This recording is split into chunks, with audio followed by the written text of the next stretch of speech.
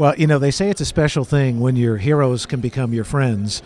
And now you're home with your heroes and your friends. It's a pretty special morning, isn't it? Well, my goodness, it's really hard to believe, that I'm in here with heroes. Yeah. Many of them were friends, but not just heroes personally, but musically. Yeah. I mean, my goodness.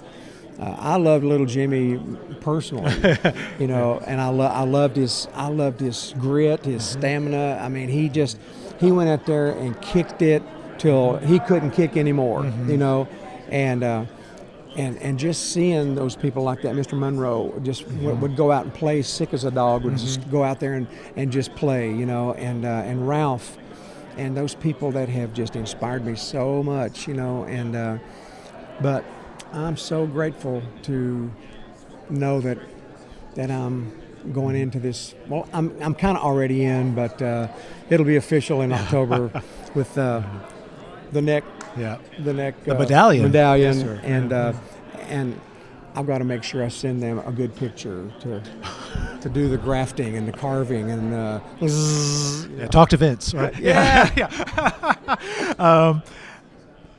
Also, it's so special that you found out about this special day at another place you treasure, the Grand Ole Opry, because that's when you found out, right? That was talk about a Grand Ole Opry moment. Yes, but one you couldn't talk about. One I couldn't talk about. Couldn't tell anybody about it. My kids don't even know. Yeah. And but Sarah Trahern from CMA came out and took us into a dressing room after the show, and we exchanged some pleasantries for a little bit. But then she said, "Are you going to be in town on March 29th?" And I said, "Well, let me look." I pulled iPhone out and look. Yeah, I'm in town.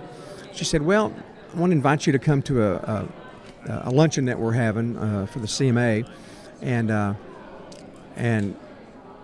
I thought, "Oh my God." And she started smiling, then she started crying, then I started crying, and then I knew. She said, "You're the next member of the Hall of Fame."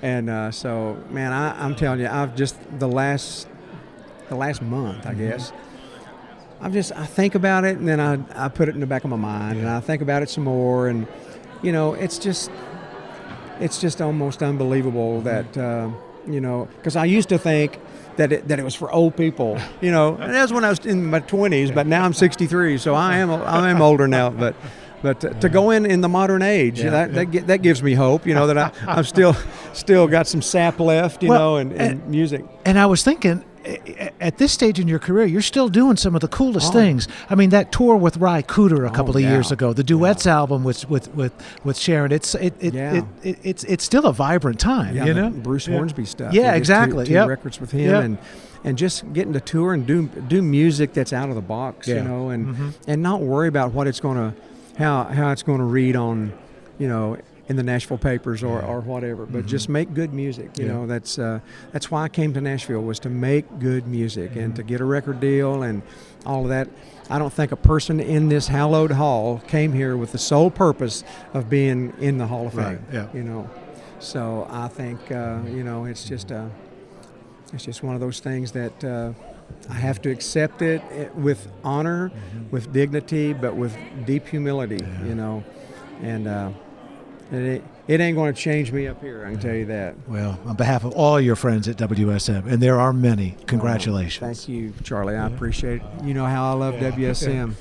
If it wasn't for WSM and the Grand Ole Opry, bluegrass music would have never lasted. It wouldn't have done what it did. You can't hurt him. You can't hurt him, that's right. And you can't hurt bluegrass either.